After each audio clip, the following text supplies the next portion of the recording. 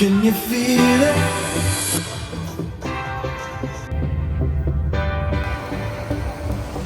Ito yung halo-halo na business show. Saan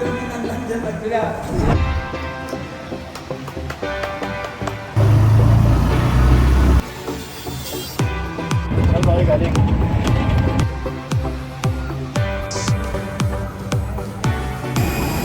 Mana ka ma? Iya.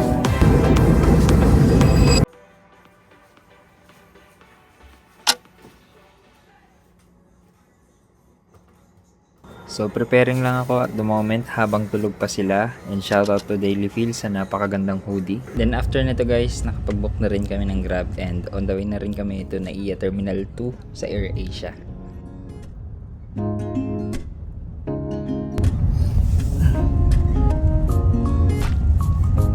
Malaysia po kayo, no? Opo.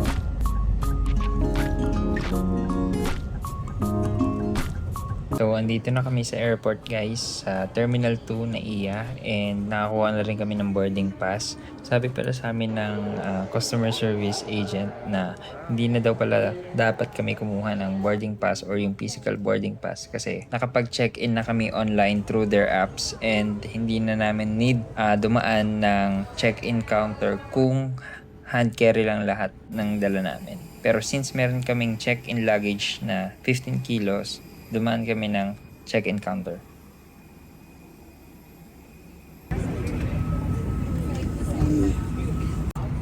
Hindi pa nakakalipad, natulog na.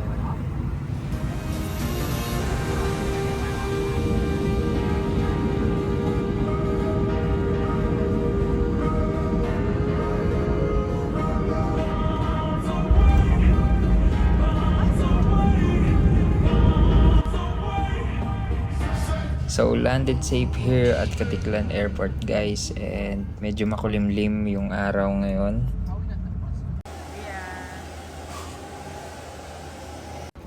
Pagkalabas niyo pala ng airport guys, may kita niyo tong daanan na to, maraming nakapark, then meron ding bilihan ng ticket, pero hindi kayo dyan bibili. Paglabas niyo, may kita niyo sila Kuya Guard.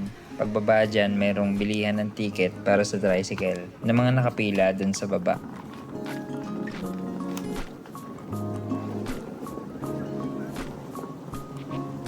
Kita niyo yun guys, dito tayo sa Sari.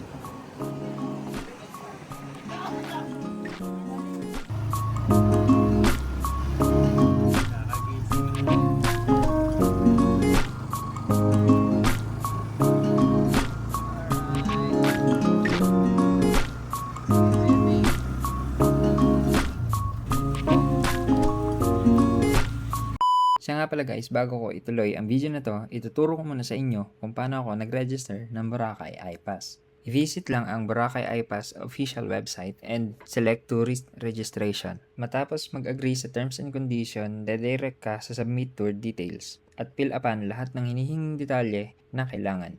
Pagkatapos mong ma-fill upan lahat ng detalyeng kailangan kasama ng email address, may magsisend na one-time password or OTP. Once email confirmed, dadirect ka sa main page at makikita mo ang iPass services at transaction summary. On our case, sinelect namin yung public ferry or yung economy na 100 pesos per head. At kung choice mo naman na mag-tricycle na lang, hindi mo na kailangang iselect ang land transport service. Then after nito, kailangan mong fill upan lahat ng basic details or information ng guest.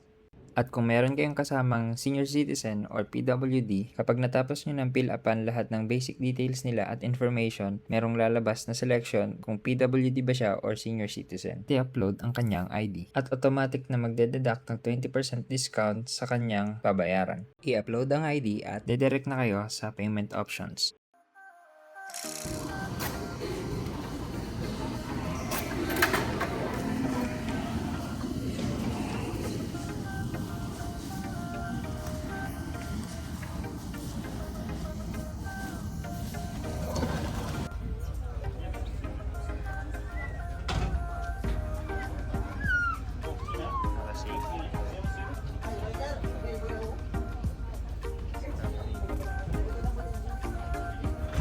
So yun, nakasakay na rin kami ng boat guys papunta ng Cagban Port sa kabilang side, which is sa Boracay Island. And after nitong boat transfer na to, maghahanap na lang kami ng tricycle na papunta sa aming accommodation or sa La Carmela de Boracay.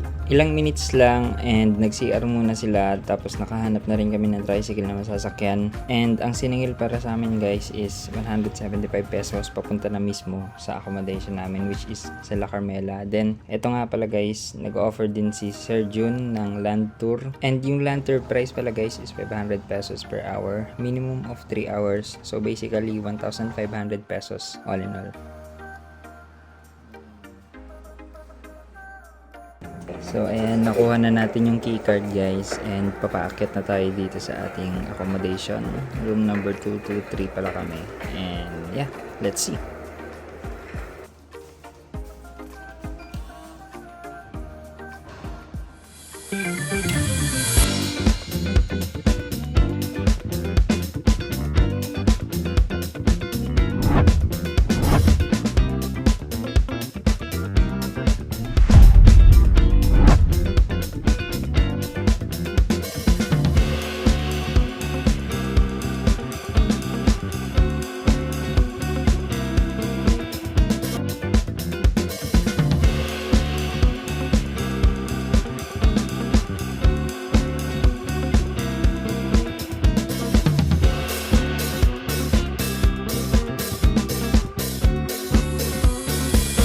Ayan, so after nyan, nagpahinga muna kami saglit. Then, ito pala yung binayaran namin guys. Via Agoda ako nag-book. Tapos habang nag-video pala ako kanina guys, may nakalimutan akong itest. Ito, which is yung bidet. Ayan. Ang hindi ko lang gusto dito sa accommodation namin na to is yung internet. Kasi may mga spots siya na mabagal yung internet. So, data lang yung gamit namin. So, today guys is February 7 and nandito kami ngayon sa Front Beach kasi medyo maaraw pero maulap at the same time. Pero ang dami ng tao guys and low tide nga pala ngayon and walang lumot at the moment. So, again, February 7, 2026.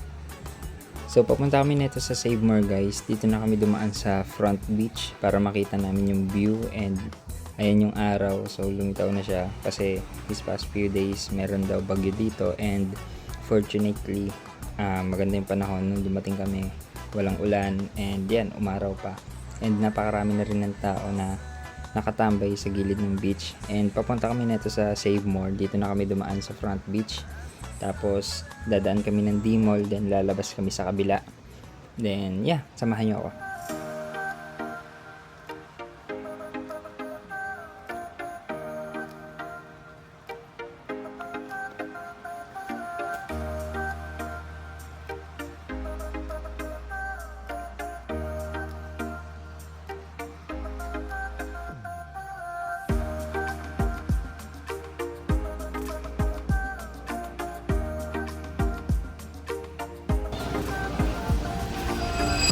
Ayan guys, hindi na ako nakapag-video sa Save More. Sa mga naghahanap pala ng tinapay, merong malapit dito which is Pan de Boracay, malapit sa La Carmela.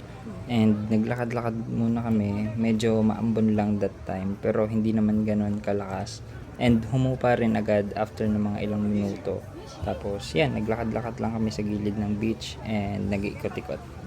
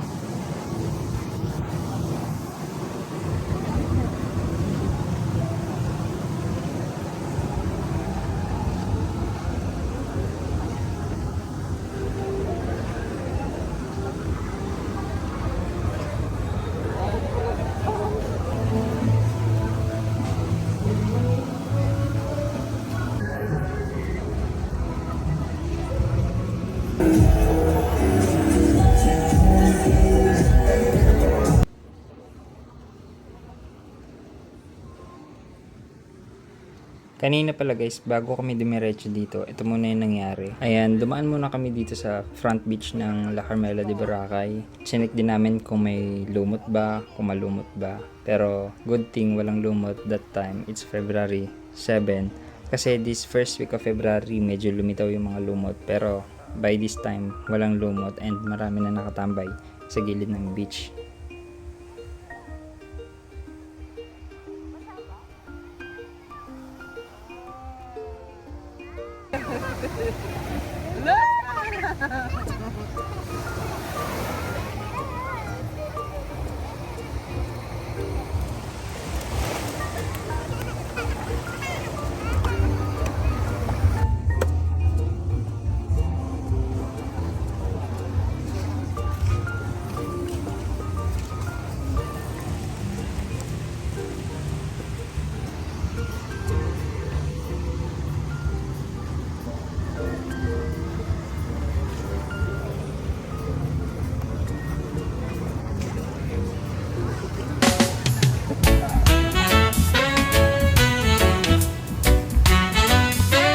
So yun guys, after namin maglakad-lakad, tumambay sa gilid ng beach, nagpunta muna kami sa Uptown Hotel Boracay para manood ng fire dance. And pagdating nga namin guys, sakto paumpisa na nag-a-announce na yung announcer nila na mag-i-start ng fire dance. And sakto nasa gitna na kami ng venue or ng hotel.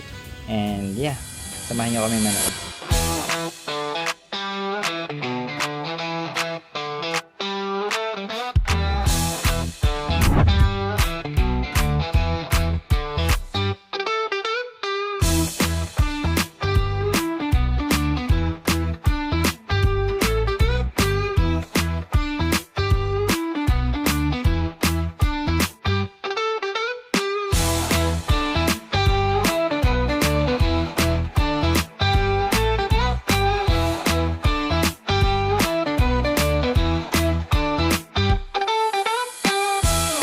So hanggang dito na lang guys, nagtatapos ang video na to. This is our day 1 of staying here in Boracay and sana nag-enjoy kayo. Meron pang part 2, 3, and 4 itong video na to, and huwag mong kakalimutan mag-like and subscribe dito sa ating channel para sa iba pa namin videos. Yun lang, God bless.